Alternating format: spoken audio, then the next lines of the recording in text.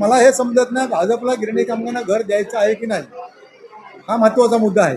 घर द्यायचं आहे तर विलंब का लावता?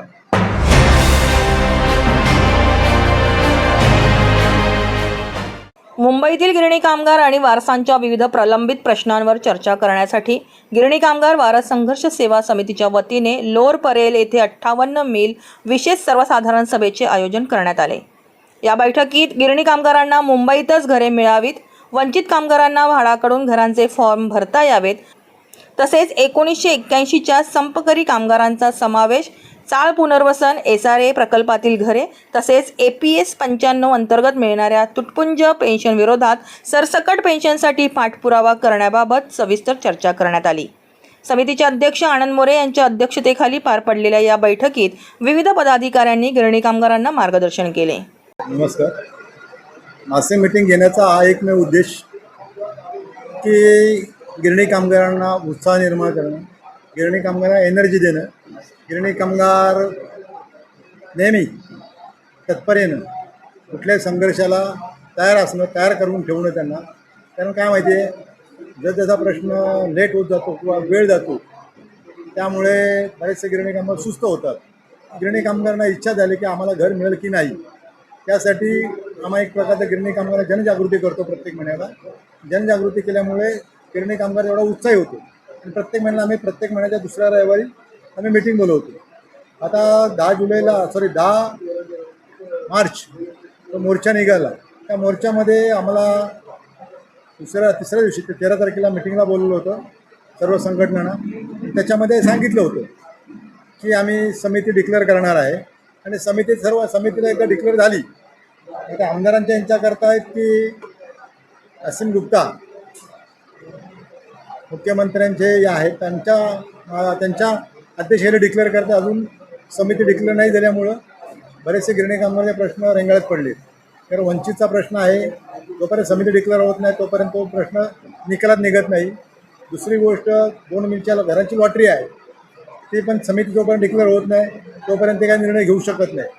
परत ज्या काही ठिकाणी मिलच्या जागा मिल मालकाने दिलेल्या आहेत त्या जागा ताब्यात काही घेतलेल्या आहेत, त्या जागेमध्ये माडाने बांधकाम सुरू केलं पाहिजे. कारण बांधकाम सुरू केलं तर ज्या आमचं आजही मत आहे, ज्या NTCच्या मिलच्या ज्या NTC मिलनी जागा दिलेल्या नाहीत त्या NTC मिल बंद आहेत. मग चालू असू किंवा बंद असू, मला वाटतं करोनाच्या काळापासून एकही मिल चालू नाही आणि चालू दाखवली पण नाही. त्यांना चालवायचं असलं तर चालवू शकतात, पण त्यांचा जो मोकळा हिस्सा आहे मिलचा NTCचा, तो गिरणी कामगारांचा वाटा आहे. तो गिरणी कामगारांचा वाटा BMCच्या ताब्यात दिला पाहिजे आणि BMCने नंतर तो म्हाडाच्या ताब्यात दिला पाहिजे. मग ती घरं गिरणी कामगारांना मुंबईत मिळू शकतात. सर्व जी जागा आहे मिलची त्या सर्व जागा ताब्यात घ्या. सर्व जागा ताब्यात घेतल्यानंतर त्या ठिकाणी घरं बांधा आणि ती घरं गिरणी कामगारांच्या ताब्यात घ्या. तर परत जागा जर कमी पडत असेल तर डिक्लेअर केलं. त्यांनी सरकारने सांगितले मोठमोठे जे प्रोजेक्ट आहेत तो एकचा पैसा मिळणार आहे, एकचा पैसा. तो प्रत्येकाचा एक पैसा, प्रत्येक जागेवरचा एक पैसा तो जमा केला आणि एका ठिकाणी जर तो पैसा सर्व एका ठिकाणी वापरला तर तिथे एक छोटंसं गिरणगाव उभं राहू शकतं. काही संघटना गिरणगाव त्यांना सेलूमध्ये दिसतं, पण आम्हाला गिरणगाव हे मुंबईतच दिसतं. आज मी हेडिंगला आणि माझ्या टेक्स्टला पण ठेवलं आहे, नको वांगणी, नको सेलू, नको कोणगाव, हक्काचं घर आणि मुंबईतच व्हावं पुन्हा गिरणगाव. आमचं हे ब्रीदवाक्य आहे आणि संपूर्ण गिरणी कामगार पुनर्वसन मुंबईतच व्हावं. काही संघटनांनी मनामध्ये चंग बांधलं आहे की गिरणी कामगारांना बाहेरून गेल्याशिवाय आम्ही गप्प बसणार नाही. पण आता बराचसा गिरणी कामगार हुशार झाला आहे, जो ग्रुपमध्ये आहे तो खरोखर हुशार आहे, तो आम्हाला संपर्क करतो. कुणाचाही फोन आला तर आम्ही त्यांना सगळं सांगू इच्छितो, तुला मुंबईमध्ये घर पाहिजे की बाहेरचं घर पाहिजे, वांगणी सेलू, तर तू घर घेऊ शकतो. जर तुला घर नाही घ्यायचं तर तू आमच्या संघर्षामध्ये सामील हो. आणि तसा गिरणी कामगार आम्हाला भरपूर प्रतिसाद मिळतो आणि प्रत्येक गिरणी कामगारांची इच्छा आहे की माझ्या बापानी किंवा माझ्या वडिलांनी किंवा माझ्या आजोबांनी, माझ्या आईनी, माझ्या आजीनी मिलमध्ये काम केलं तर आम्हाला मुंबईमध्येच हक्काचं घर मिळालं पाहिजे, असं प्रत्येक गिरणी कामगाराचा वारसाचं इच्छा आहे. प्रश्न असा आहे की आपलं जे आंदोलन झालं होतं आझाद मैदानामध्ये त्यानंतर बराच काळ उठून गेलेला आहे. आता या कालावधीमध्ये आपल्या सरकारबरोबर काही माहिती झालेलं आहे का, सभा झालेली आहे का, बातचीत झालेली आहे का, किंवा कशा पद्धतीने त्यांच्याकडून काही तुम्हाला उत्तर मिळत आहेत का? सरकारकडून अजून आम्हाला तसं काय मिळणार, पण आम्ही कुठे शांत नाही. आम्ही पण 1 मेला 107 हुतात्म्यांना अभिवादन केलं. त्यावेळेस आमचे बरेचसे गिरणी कामगार एकत्र आले होत्या, दोन संघटना एकत्र आल्या होत्या, गिरणी कामगार वारस संघर्ष सेवा समिती आणि संयुक्त संयुक्त संयुक्त संघटना दोन्ही एकत्र आल्या होत्या आणि त्याच्यामध्ये बराच मॉप जमला होता. तिथल्या स्थानिक काही आमदार आले, काही नगरसेवक आले, काही खासदार आले, काही विरोधी पक्ष आमदार आले आणि मंत्री पण स्वतः आले. पण तिथं आता आमचा गिरणी कामगार एवढा तयार झाला आहे की रोखोक गिरणी कामगार एखाद्या मंत्र्याला भेटू शकतो, आमदारला भेटू शकतो, खासदारला भेटू शकतो. म्हणजे भेटू शकतो म्हणजे काय मारामारी करण्यासाठी नाही, पण त्याचा हक्क तो डायरेक्ट बोलू शकतो. आम्ही एवढं गिरणी कामं आम्ही तयार करतो, आम्हाला त्याचा सार्थ अभिमान आहे. आता एवढ्या कालानंतर आपल्या संघटना अनेक एकत्र आलेल्या आहेत. आता या संघटनांच्या बद्दल कशा पद्धतीचं वातावरण आहे, गिरणी कामगारांच्या बद्दल कशा पद्धतीने विचार केला जात आहे आणि त्याचबरोबर वंचितांचाही प्रश्न आपला यामध्ये आहे. त्याच्यावेळी तुम्ही कशा पद्धतीने नाही, सर्व संघटना एकत्र आल्या, त्यामुळे गिरणी कामगार ताकद एकवटवली आहेत. एकत्र गिरणी कामगार एक शक्ती निर्माण झालेली आहे. सर्व संघटनेची इच्छा आहे की मुंबईतच घर मिळावं. पण काय झालं, मुख्यमंत्र्यांनी सांगितलं की एक समिती डिक्लेअर होईल आणि त्या समितीला सर्व अधिकार दिले जातील. जोपर्यंत समिती डिक्लेअर होत नाही, समिती स्थापन होत नाही, तोपर्यंत सगळे जे विषय आहेत ते मांडायचे कुणाकडे. आता स्वतः एकनाथ शिंदे साहेबांनी त्यांच्या दालनात जेव्हा मिटिंग झाली तेव्हा त्यांनी डिक्लेअर केलं की मी समिती स्थापन करतो आणि त्या समिती तुमचे सगळे प्रश्न क्लिअर करतील. जोपर्यंत समिती स्थापन होत नाही त्यापर्यंत आमचे विषय निकालात निघणार नाहीत. पण आम्ही समिती स्थापन करण्यासाठी जरूर प्रयत्न करू. पुढच्या आठवड्यामध्येच आम्ही संबंधित मंत्री महोदय किंवा एकनाथ शिंदे साहेबांना भेटले किंवा आणखीन कोण असतील संबंधित त्यांना भेटून लवकरात लवकर समिती कशी स्थापन होईल त्यासाठी प्रयत्न करणार. गिरणी कामगारांना काय उद्देश कराल आणि आजच्या आपल्या या चॅनलच्या माध्यमातून सरकारला काय इशारा देण्यात आणि खरोखरच युवा स्तंभ हे चॅनल आहे ते गिरणी कामगाराच्या माध्यमातून नावारूपाला आलं. एक त्यांना ओळख निर्माण झाली आणि आमचीही त्यांनी ओळख निर्माण करून दिली मीडियामध्ये किंवा सामान्य जनतेमध्ये किंवा सामान्य गिरणी कामगारामध्ये. तुमची आम्हाला ओळख, तुमची ओळख झाली, आमची ओळख तुम्ही सर्वांमध्ये करून दिली. आमचं एवढं एकच मत आहे की आम्ही सर्व गिरणी कामगार अजूनही एकत्र झालेले नाहीत. बरेच गिरणी कामगार अस्तव्यस्त आहेत. जवळजवळ 1,05,000 गिरणी कामगार पात्र झालेलं आहे. तो जर गिरणी कामगार त्यातला अर्धा जर उभा राहिला आपल्या न्याय हक्कासाठी 50,000, तर कुठलंही सरकार असो, राज्य सरकार असो किंवा BMC असो किंवा केंद्र सरकार असो. काही लोक राज्य सरकार काय म्हणतात की NTC जागा आहे ते केंद्राकडे आहेत, केंद्राकडे बोट दाखवतो.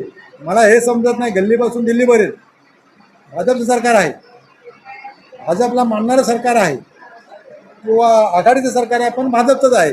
मुख्यमंत्री भाजपचा आहे, नगरसेवक भाजपचा आहे, नगराध्यक्ष काय एका ठिकाणी शहरा ठिकाणी भाजपचे आहेत, बरेच ठिकाणी भाजपची सत्ता आहे. मला हे समजत नाही भाजपला गिरणी कामगारांना घर द्यायचं आहे की नाही, हा महत्त्वाचा मुद्दा आहे. घर द्यायचं आहे तर विलंब का लावता? कारण आणि जे विरोधी पक्ष आहेत, सेना असो, उभाटा असो, मनसे असो, काँग्रेस असो किंवा शरद पवार राष्ट्रवादी असो, त्यांनी हा सरकारला हॅमरिंग केलं पाहिजे. फक्त एकनाथ शिंदे साहेब काही ना काहीतरी आपलं बोलतात गिरणी कामगाराबद्दल, दुसरं कोणीही बोलत नाहीत.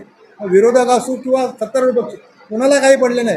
फक्त एकमेव एकनाथ शिंदे साहेब आहेत, तेच बोलतात, तेच गिरणी कामगारांना बोलतात. तरी आम्ही घर मुंबईमध्ये येणार, पण तो दिवस कधी उजळणार हे आपल्या माध्यमातून सांगतो. शिंदे साहेबांना तो दिवस कधी उजळतो तो सांगा. त्या दिवशी जशी देवाची पूजा करतात तशी तुम्हालाही लोक पुष्पगुच्छ हारबीर घेऊन येतील आणि तुमचा सत्कार करतील. त्या ठिकाणी तुम्हालाही लोक देव मानतील. पण कधी मानतील? सर्व गिरणी कामगाराचा प्रश्न जर तुम्ही लवकरात लवकर निकालात काढला आणि संपूर्ण गिरणी कामगाराचं पुनर्वसन मुंबईत केलं तरच तुमचं सर्व काय होऊ शकतं. नाहीतर पालत्या घड्यावरती पाणी. नुसतं बोलाची कडीन बोलाचा वाद होतो. सरकार फक्त वेळ मारून नेतं. सरकारने इथून करून वेळ मारून घेऊन जाऊ नये. जर गिरणी कामगार थंड आहे, मराठी माणूस थंड आहे. एकदा गिरणी कामगार गरम झाला तो लवकर थंड होत नाही. मराठी माणूस गरम झाला तोपर्यंत लवकर थंड होत नाही. गिरणी कामगार मराठी माणसाला गरम व्हायला वेळ देऊ नका. लवकरात लवकर आपल्या माध्यमातून गिरणी कामगारांना लवकरात लवकर संपूर्ण पुनर्वसन मुंबईत करावं ही आमची प्रामाणिकपणे इच्छा आहे. धन्यवाद. नमस्कार, मनीषा पेडामकर बोलते. मी वंचितच्या बद्दल बोलते की मुख्यमंत्री आणि उपमुख्यमंत्री यांना माझी कळकळीची एक विनंती आहे की ज्या लोकांनी कधी अजून फॉर्म भरले नाही, कारण काय लोकांना माहितीच पडलं नाही मिल बंद झाल्यावर, जो तो मिल कामगार जिकडे तिकडे पसरला गेला, त्याच्यामुळे त्या लोकांना माहिती नाही पडलं.